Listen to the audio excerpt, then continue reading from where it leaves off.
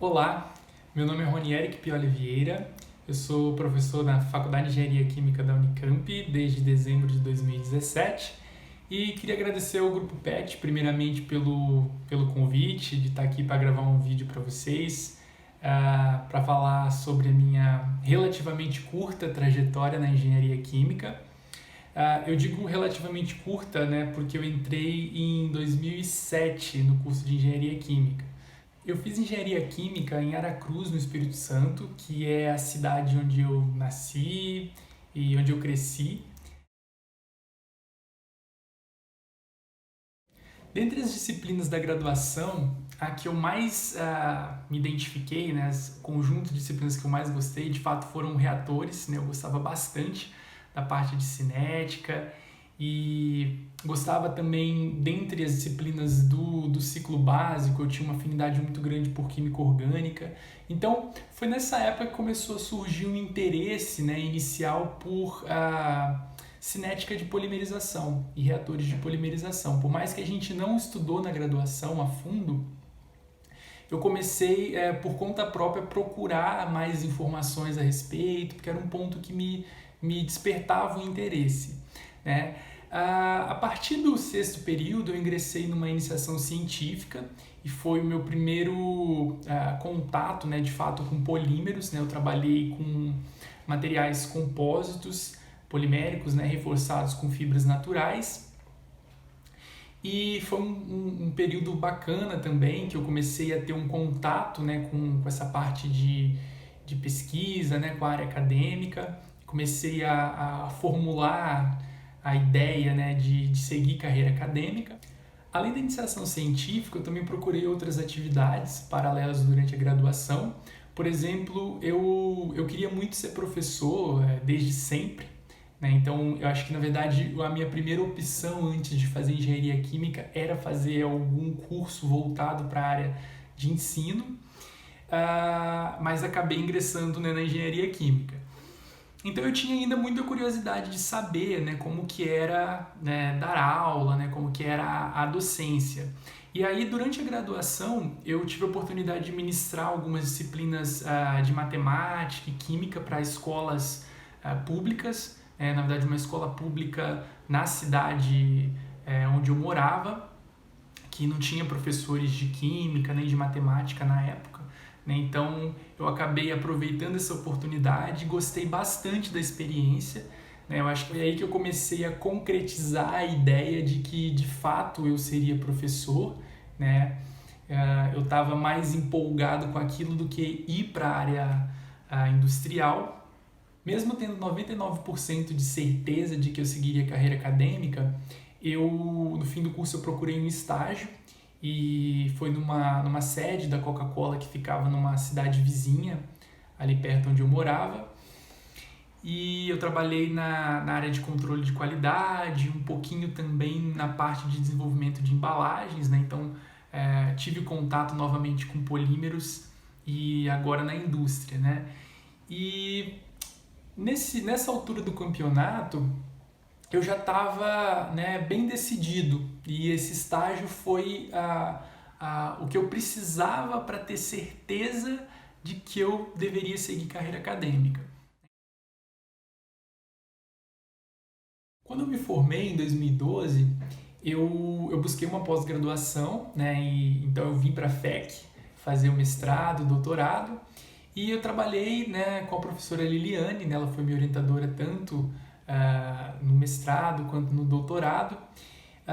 Meu projeto foi de desenvolvimento de modelagem, né, e simulação para processos de polimerização controlada.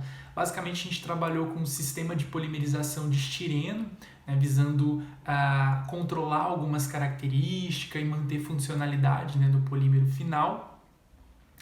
E a técnica de polimerização, né, que a gente utilizou foi uma técnica chamada polimerização radicalar por transferência atômica, né, que por sinal é uma técnica que eu venho desenvolvendo com as pesquisas até hoje, né, os meus alunos estão desenvolvendo trabalhos relacionados. E após, né, esse período do doutorado, na verdade, durante o doutorado, né, eu ingressei como professor no Instituto Federal, no sul de Minas Gerais, e lá eu fiquei 3 anos e meio. E em dezembro de 2017 eu ingressei na FEC como professor. O ponto central das nossas linhas de pesquisa, eles estão associados com processos de polimerização. Então, basicamente, a gente trabalha com polimerização controlada, com a técnica TRP, que eu havia mencionado para vocês. E essa técnica, ela permite que a gente consiga sintetizar polímeros com algumas características estratégicas, né? Você consegue, por exemplo, posicionar grupos funcionais em pontos específicos do polímero, ou você consegue também controlar a distribuição de massas molares, que é uma característica importante, né, para uma série de aplicações. Com o uso dessa técnica, a gente tem investigado a polimerização de alguns monômeros de fontes renováveis e também monômeros convencionais, comerciais, mas o foco principal, acho que os principais desafios estão atrelados, né, à polimerização desses renováveis que, particularmente no nosso caso, são compostos terpênicos. Os terpenos eles são encontrados em várias plantas, né, componentes de vários óleos essenciais, e eles são comprovadamente conhecidos por possuir características antimicrobianas, antioxidantes e alguns deles até anti-inflamatórias. Então, a gente usa a técnica de polimerização controlada para tentar conseguir obter um polímero com uma massa molar relativamente grande, também com uma conversão significativa, né? Então, o principal desafio ele está atrelado à dificuldade de polimerização. Então, esse é um ponto até interessante, porque os terpenos eles são difíceis de polimerizar. Então, aí que está a principal barreira, né? A gente busca estratégias para otimizar, né, o processo, né, melhorar o rendimento.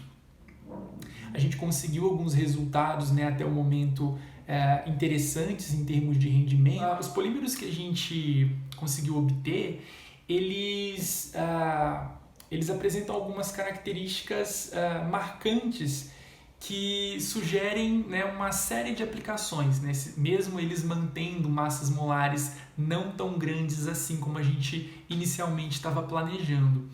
Algumas dessas aplicações são como aditivos, né? Então, em paralelo a essa parte de polimerização, começando a surgir uma nova linha, que é a aditivação de filmes biodegradáveis. Então, a gente usa na confecção desses filmes biodegradáveis matrizes já consolidadas de polissacarídeos ou proteínas, né? Então, essa parte de produção desses filmes, elas são consolidadas. O que a gente faz após a polimerização do terpeno, a gente aditiva esses filmes visando melhorar algumas características fisicoquímicas do filme resultante, né? E aí, esses filmes eles podem ser aplicados para uma série de possibilidades aí, que eu poderia enumerar desde a área de embalagens, na área médica, entre outras aplicações. A gente não está, no momento, interessado em avaliar o potencial de aplicação direto do filme, mas sim no desenvolvimento e no estudo das características do polímero.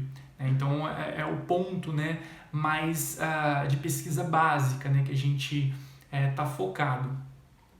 Uma pergunta que você deve estar se fazendo agora é: por que polimerizar o terpeno para utilizar como aditivo, ao invés de utilizar o próprio terpeno? Na verdade, os terpenos eles já são utilizados como aditivos em filmes, visando obter características antimicrobianas, antioxidantes e até melhorar algumas propriedades, como propriedades de barreira ao vapor d'água, por exemplo, que é uma característica desejável, né, a um filme à base de biopolímero. Só que o problema é que os terpenos, em geral, eles são bastante voláteis, né, e se degradam muito facilmente. Então, a estratégia em utilizar um polímero com uma massa molar não tão alta, né, como um aditivo, como um substituto do terpeno, ou de um óleo essencial, é que você tem um material, né, com uma estabilidade térmica maior e consequentemente, você consegue manter esse componente, né, por um tempo relativamente maior e obter características tão boas ou até superiores em alguns casos, né, em algumas proporções, né, que são investigadas. Então, esses exemplos resumem bem o que a gente tem desenvolvido na FEC, em pesquisas, e se vocês tiverem algum interesse, só entrar em contato e a gente pode conversar e aprofundar um pouco mais a respeito. Tá bom? Espero que vocês tenham gostado aí de saber um pouquinho sobre mim e sobre o que a gente tem desenvolvido aqui na FEC. Um abraço.